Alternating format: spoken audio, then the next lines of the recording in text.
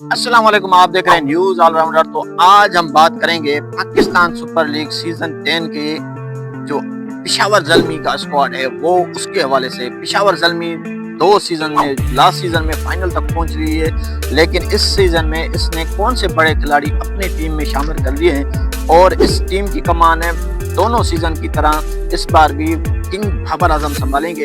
अब इस टीम में कौन से बड़े खिलाड़ी शामिल हैं, आप पहले उनका स्क्वाड जरा सुन लीजिए।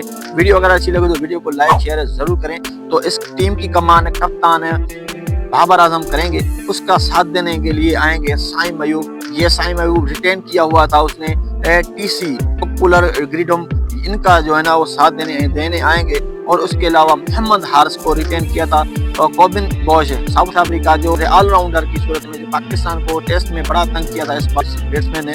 हुसैन तलत इसकी टीम में है और उसके के अलावा नजीबुल्लाह सादरा ने इन्होंने अपने टीम में बुला लिया है। मोहम्मद अली सुल्तान से अब ये पिशावर जल्मी का हिस्सा बन चुके हैं। और उसके अलावा हम बात करें तो काशिफ अली, महरान मुमताज, सुफियान मुकीम, आरिफ याकूब इस टीम में हैं। और इसके अलावा जारी जोसफ भी इस टीम में है और अहमद दानियाल भी इस टीम में शामिल हो चुके हैं।